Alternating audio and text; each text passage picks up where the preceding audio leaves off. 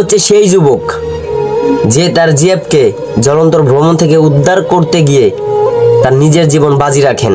তার চাঁদের মতো চেহারা আগুনে পুড়ে এই অবস্থা হয়েছে। তার হাতও একটা কেটে ফেলা হয়েছে।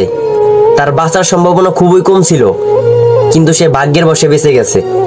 কিন্তু পরবর্তীতে তার জিএফ থেকে ছেড়ে চলে যায় তার এই অবস্থা দেখে। আরে যার জন্য ছেলেটা এত কিছু করলো সেই থাকলো না, আসলে নারী আবার প্রমাণ করে দিল নারী তুমি ছলনাময়ী। আমি সত্যিই খুব লজ্জিত। এখন অনেক মেয়ে কমেন্টে এসে বলবে যে সব মেয়ে এক না। তাহলে কোন মেয়েটা এক? সব মেয়ে যদি এক না হয় তাহলে কোন মেয়েটা এক? হ্যাঁ, নারী তুমি শান্ত মস্তিষ্কের একটি নিকৃষ্ট খুনি। তোমরা ছলনাময়ী কিন্তু মায়াবী। এর আগে আমি নিজেও ঠকেছি নারী জাতিকে বিশ্বাস করে। গোলাপ ফুল যেমন বাইরে থেকে দেখতে সুন্দর লাগে, তেমনি মেয়েদেরকেও বাইরে থেকে দেখতে সুন্দর লাগে, কিন্তু ভিতর থেকে তারা বেঈমান, স্বার্থপর, ছলনাময়ী। আসলে ছেলেটার জন্য অনেক খারাপ লাগতেছে আমার। আসলে ভালো ছেলেদের কপালে এমন মেয়ে কেন জুটে? হ্যাঁ,